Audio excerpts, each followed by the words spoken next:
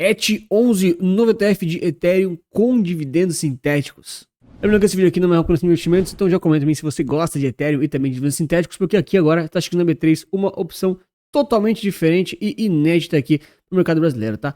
Vou dar uma olhadinha aqui no ETF brasileiro, também no NIRI, que é o ETF de Ethereum lá da NIOS, parceira da Buena Vista. Dá uma olhadinha também no material publicitário e também em alguns estudos e gráficos aí do Ethereum, tá certo? Então, de forma bem direta e bem geral, vamos olhar aqui esse material que a Buena Vista disponibiliza para o pessoal. Então, basicamente, que você tem a proposta de ter aí, através de um ETF, a exposição ao Ethereum e também aos dividendos sintéticos para você ter renda passiva.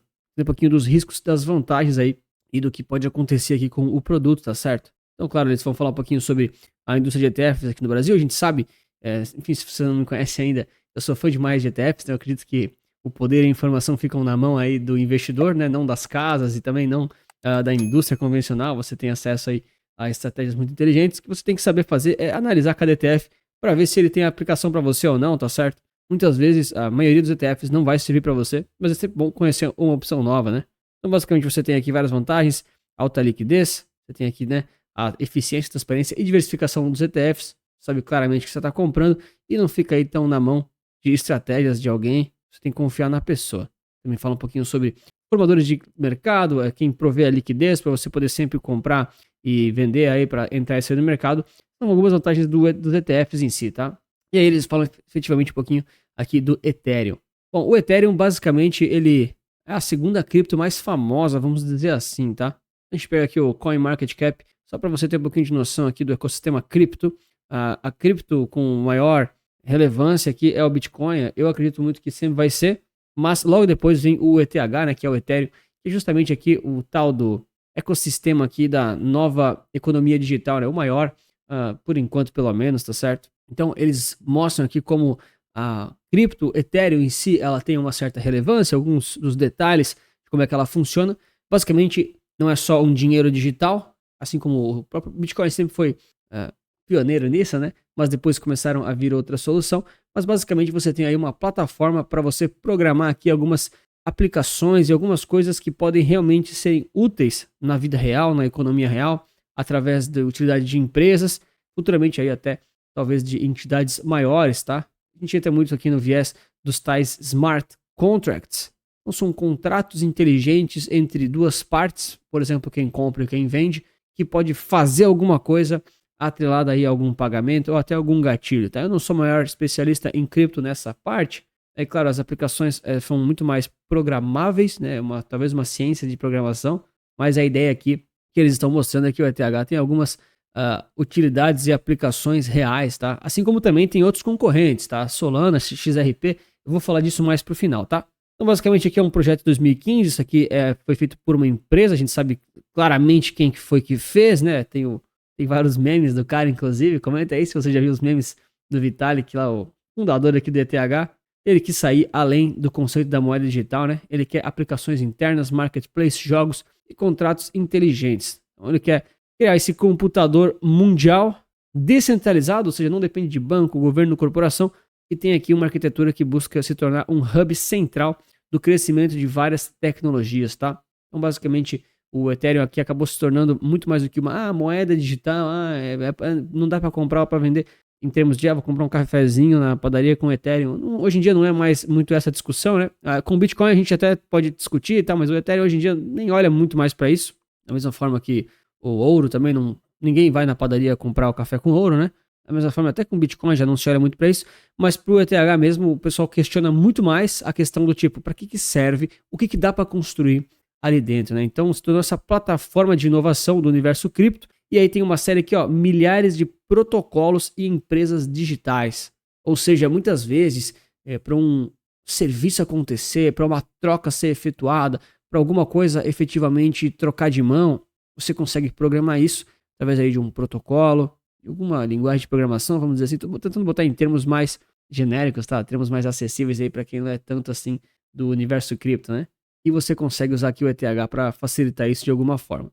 Então chegou aqui um outro ponto bem importante aqui para o ecossistema, né? Tem um modelo de validação aqui das transações. Eles tiveram aí um consumo muito menor de energia para validar que as transações e realmente foram feitas, tá? Então, no universo cripto, de novo, vou botar em termos aqui bem alto nível, tá? Não é a explicação mais acadêmica possível, mas você precisa de algumas validações das redes cripto, seja lá se for Bitcoin, Ethereum, dentre outras, né? Cada uma tem um detalhe, cada validação funciona de uma forma, cada rede tem uma proposta, mas a questão é, para que as transações sejam verificadas e aprovadas, muitos nós da rede, muitos computadores, muitas pessoas digitais, né, indivíduos digitais, precisam validar as transações. Isso pode ser um pouco custoso em termos de energia.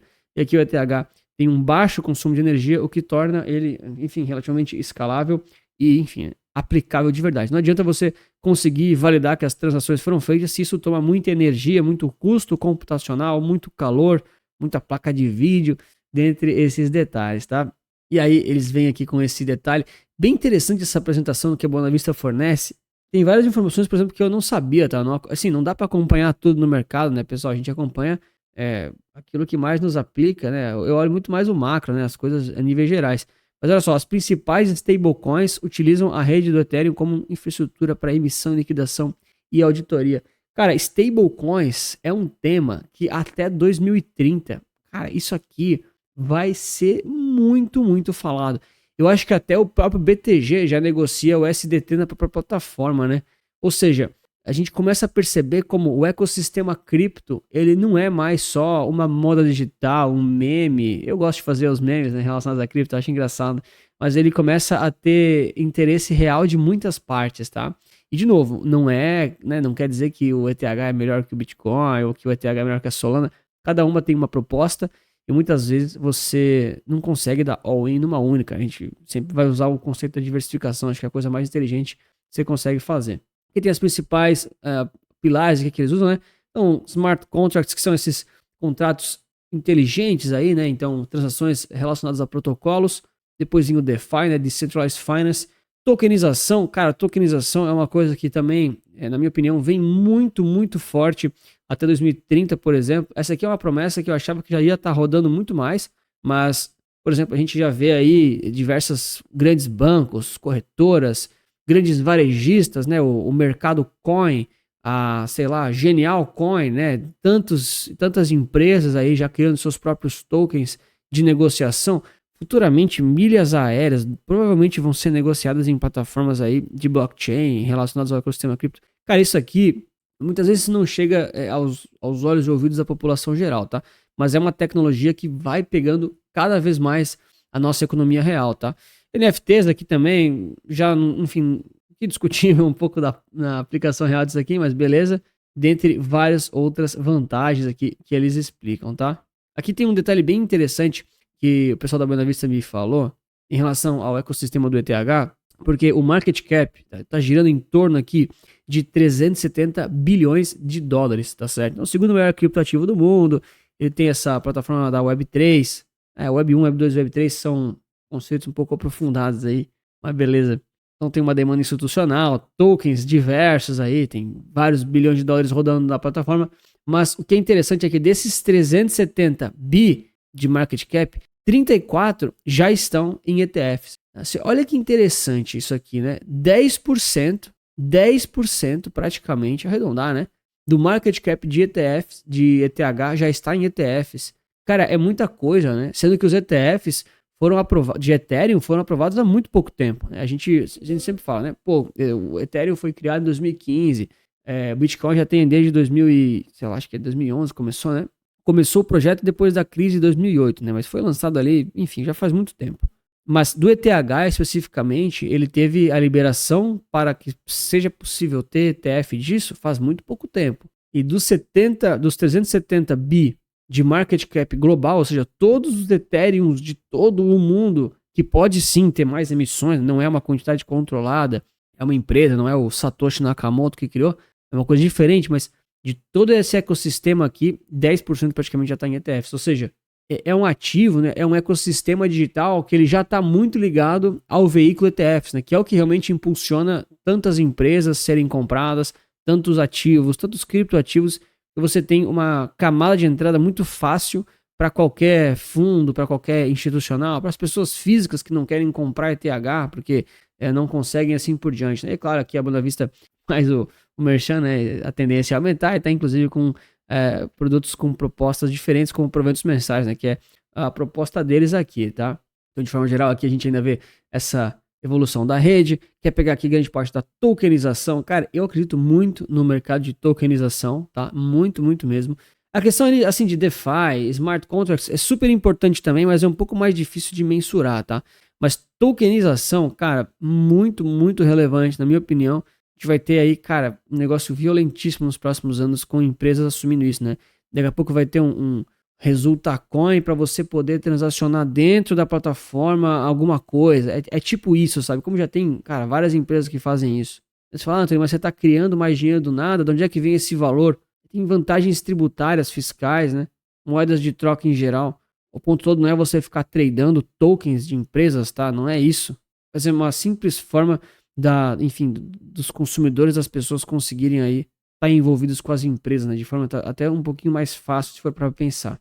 Eles mostram um pouquinho de como a quantidade de validadores da rede vem aumentando, né? Aqueles computadores que validam as transações, tá? Tem que ter bastante gente para validar as transações para ser uma rede segura. Esse aqui é o resumão.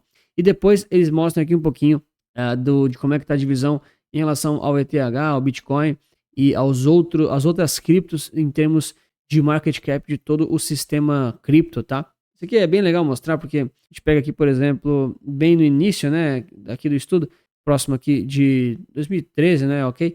Era tudo Bitcoin, né? Não tinha, enfim, praticamente nada de outras criptos assim por diante. Aí, de repente, foram criando algumas outras, e aí o ETH surge aqui mais ou menos em 2015, né? E aí, com o passar do tempo, o ecossistema vai brigando, né? Vai ganhando um pouquinho de dominância, vai perdendo dominância, e atualmente, a gente tem aqui de forma aproximada aqui, né? O Bitcoin aqui, ele pega toda essa faixa aqui, ó, ele fica com aproximadamente 55 aí, 50 e poucos % de dominância aí do mercado cripto inteiro na mão dele, né? E o ETH vem com essa outra parcelinha, então é a segunda maior cripto, tem uma certa relevância gigantesca também. Eles trazem aqui alguns dados bem legais em termos de adoção de cripto. Então a Índia bem interessada, Estados Unidos, Nigéria, Indonésia, Vietnã, Paquistão, Filipinas, Rússia, Brasil, Ucrânia, bem interessante, tá? Isso aqui é difícil medir exatamente o que cada país faz, né? Qual que é o maior interesse, mas aqui eles trazem as atividades da rede, as principais, né? Então, DeFi, né? Decentralized Finance, é justamente aí a tal da moeda de troca, né? Valor, enfim, junto com transações. Depois aqui uma série de outras atividades, tá? Eu vou ser sincero com vocês, tá? Eu não conheço todos os detalhes, as diferenças e as possibilidades de atividades da rede dessas criptomoedas por conta da especificidade que isso aqui pode acabar entrando, tá? Mas a verdade é que, olha só, tem um montão de gente interessada e colocando projetos para rodar dentro dessas plataformas ligadas às cripto. Inclusive, a mais recente aqui é o Starbucks, né? É mais ou menos aquilo que eu estava dizendo em relação à tokenização. Então, muitas vezes você, para quem já viajou para fora, acho que até tem no Brasil um ou outro Starbucks, né? Vários fecharam, inclusive.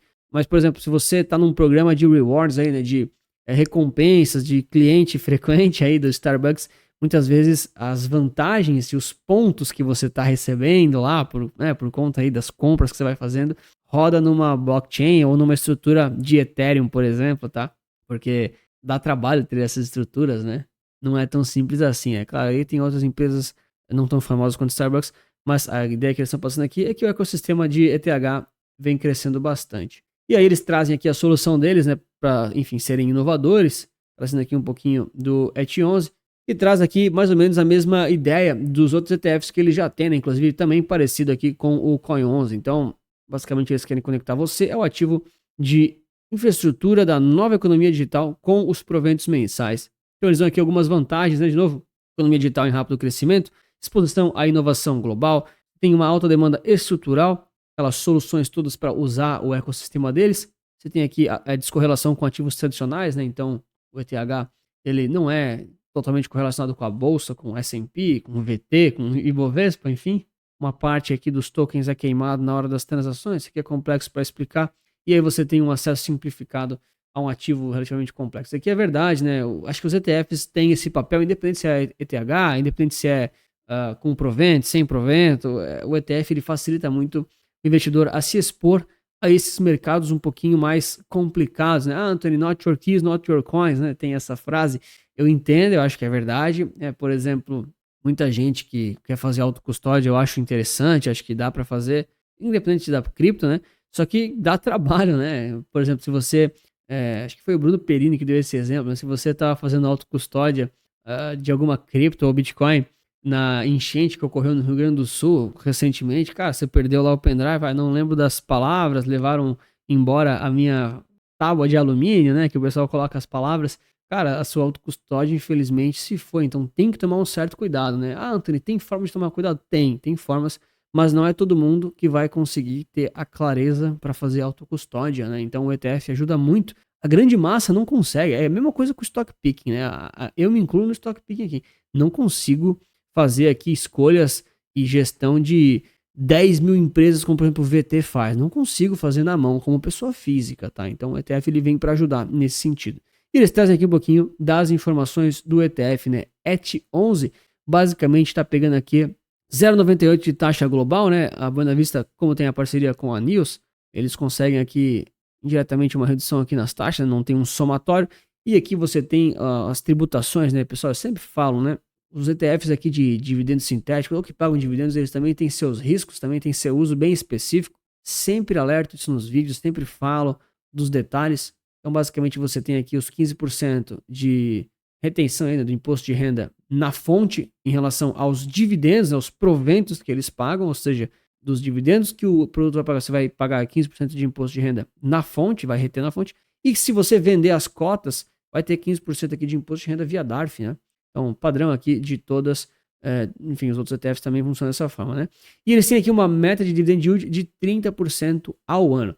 Isso aqui é bem relevante, né? Um percentual muito, muito alto. O que eles mesmos me falaram na apresentação, que eu tirei algumas dúvidas com eles também, é que basicamente daria para ser até mais, tá? Pela volatilidade lá do ETH em relação às opções que eles usam para fazer a estratégia, né? Mas aí 30% já é muito aceitável, muito acima da média, porque senão você fica exposto a um risco muito grande de não acompanhar os ativos. A gente sabe que essas estratégias de dividendo sintético, para gerar 30% ao ano, elas fazem aqui a tal da venda coberta, em que eles fazem aqui uma série aí de operações com opções, né, os derivativos, para ganhar dinheiro através aí dessas operações com opções, né? Mas numa eventual disparada do mercado aí do ETF, né, do Ethereum, por exemplo, aqui, você pode não conseguir pegar toda a alta do mercado. Então, para você ter os dividendos, você abre mão, por exemplo, da valorização integral do ativo, né? Esse é um dos riscos. E aí, quando você busca um pouquinho menos de dividendos, você fica menos exposto, por exemplo, a essas valorizações tão altas assim, ou melhor, menos exposto a não capturar toda a alta, né? A ideia que eles querem aqui é que você tenha, enfim, além dos dividendos, a melhor captura possível da valorização do ativo, né? É isso aqui que eles me falaram. E querendo ou não, é isso que quem está fazendo ETF de dividendos sintéticos sempre vai querer isso, né? Tá o mais próximo possível do ativo original, do índice original, como por exemplo aqui, nesse caso, o Ethereum. Dando sequência aqui, esse aqui é o site da News e essa é a hora que você deixa o like, se inscreve no canal para não se esquecer e não deixar para depois, tá? Então, o NIRI é basicamente o ETF original lá da News, que é uma parceria lá da Buena Vista deles. Basicamente, o ET11, ele compra o NIRI, tá certo? E você se beneficia da estrutura de, enfim, venda coberta lá que a News faz, né, através das opções justamente de Ethereum, tá? Isso aqui é bem interessante, é bem complexo, mas só para, enfim, né, não deixar passar batido aqui, sempre importante a gente tentar dar os máximos detalhes.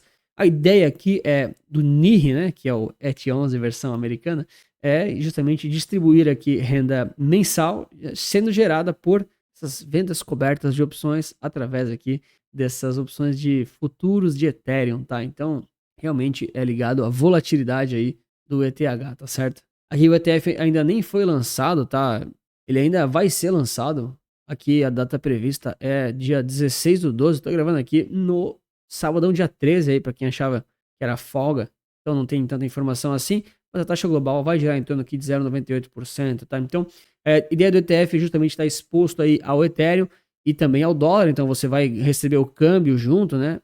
Além da variação do Ethereum, e você vai, aí, de certa forma, estar aí exposto a esse dividend yield de possivelmente 30% ao ano, né? Que é o alvo deles, porque a volatilidade é muito alta. Quanto maior a volatilidade do ativo, maior a renda passiva possível que dá para fazer com opções, tá? E aí, de novo, eles não vão fazer com tudo que dá, porque senão você corre o risco muito grande de perder grande parte da valorização ali do ativo original, tá certo? E se você quiser investir de uma forma ainda melhor e mais completa, a gente tem a Central aqui, Resulta Capital, com várias etapas no detalhe, tanto para quem busca crescimento ou renda passiva, análises recorrentes, você também tem carteiras recomendadas aí de bônus para você poder investir através aí dos ETFs ideais para o seu objetivo, perfil de vida e interesse, tá certo? Então acessa aí no link da descrição para conhecer a Central e todos os benefícios que você pode ter. Inclusive é por isso que eu tô tão sumido, né?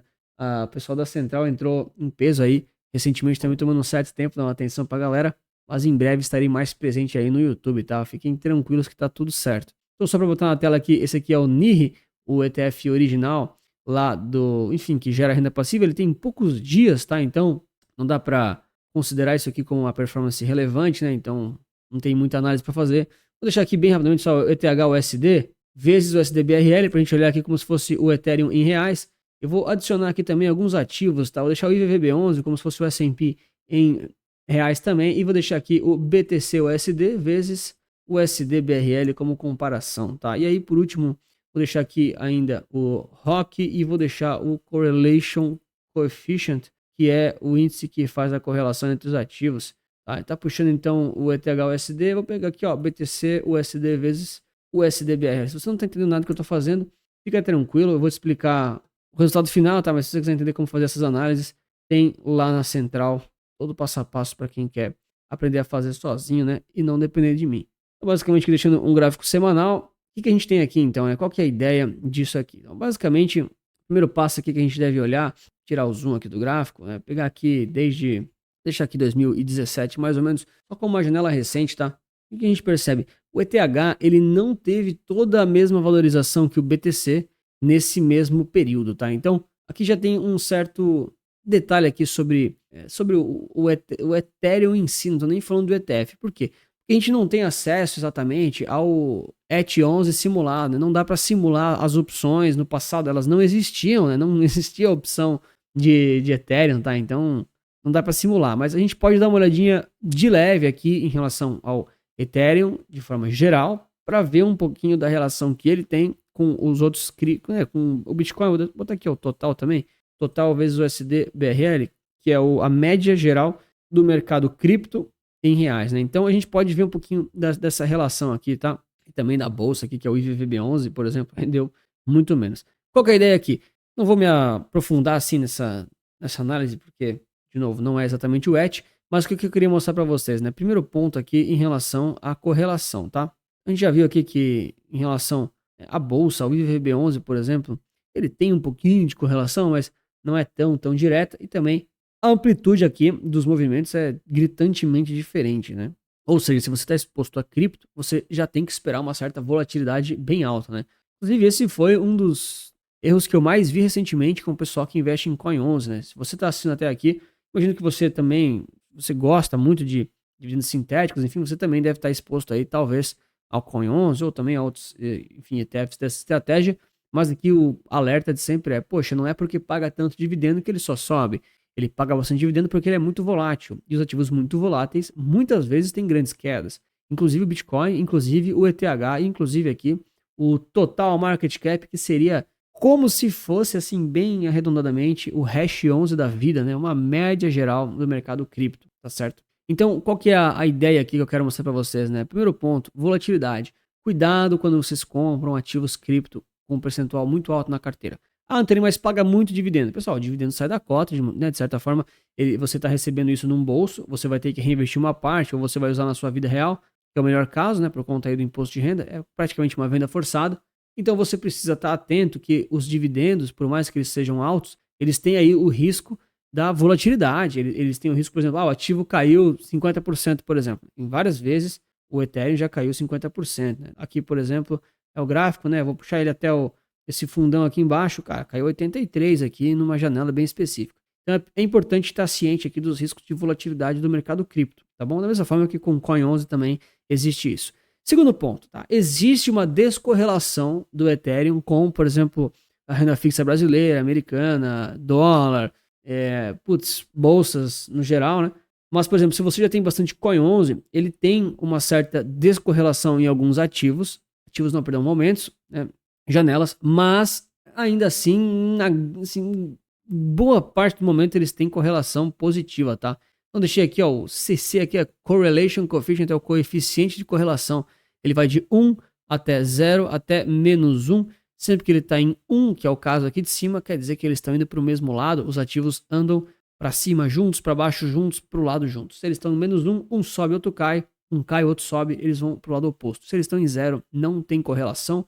Eles vão cada um para o lado que querem, sem muita relação direta. E o que acontece? O Ethereum e o Bitcoin, né, que é o que está sendo mostrado aqui, eles têm em alguns momentos esporádicos aqui um pico, né, um momento de descorrelação duvidosa, né? Você não tem mais parâmetro em relação a eles. Então não é descorrelação total, é simplesmente eles ficam com o coeficiente zerado. Mas no resto dos momentos eles ficam muito, muito próximos aqui de 1.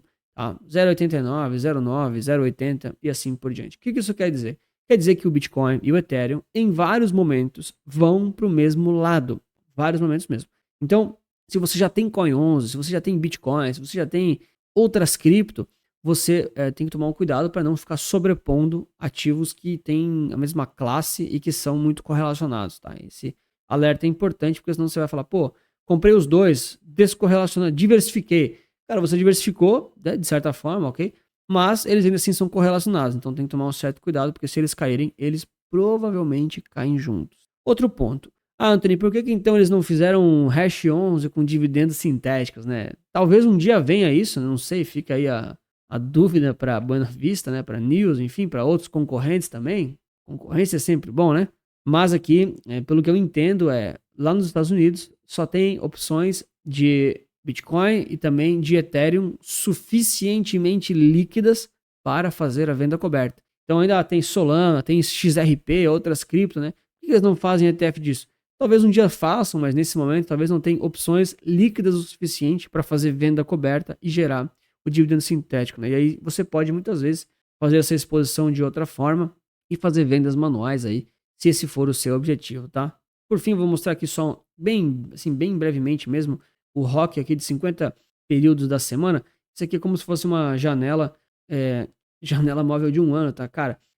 Só para mostrar aqui, né, como é difícil a gente visualizar aqui no gráfico, né, justamente aqui embaixo, porque o percentual de valorização em alguns momentos foi muito, muito alto, né? Chegou, por exemplo, a 12.000% em um ano. Aqui, cara, 1.700% em um ano.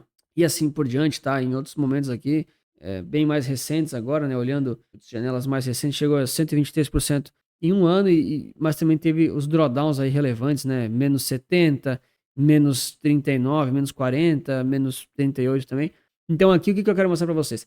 O Ethereum, assim como o Bitcoin, assim como várias criptos, existe um upside muito alto, possível em alguns cenários, que você pode se beneficiar aí, tá? Dado os devidos riscos. Mas também existe aí o downside possível das crises, da volatilidade e da desvalorização. Tô batendo um pouco nessa tecla para ninguém depois falar, porque o dividendo é alto, eu vou comprar. Cara, cuidado com os riscos. Existe muita volatilidade, pode ser que ele se desvalorize, tá? E um outro ponto, quando o Ethereum original sobe aqui 1.700%, não quer dizer que o ET11 vai pegar os 1.700% de toda a estratégia.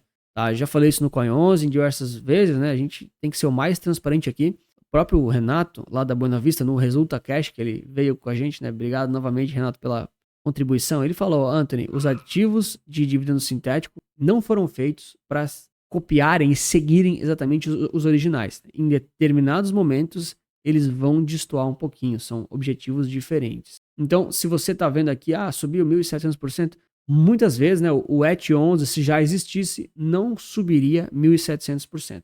Ele subiria menos. Anthony, menos quanto? Não dá para saber, pessoal. Não dá para saber, porque na época não tinham opções, não dá para prever como é que ele vai subir e assim por diante. Mas aqui o maior interesse deles é que, enfim, suba da forma mais estável possível, tá certo? Então já comenta o que você achou do ET11, está interessado ou não?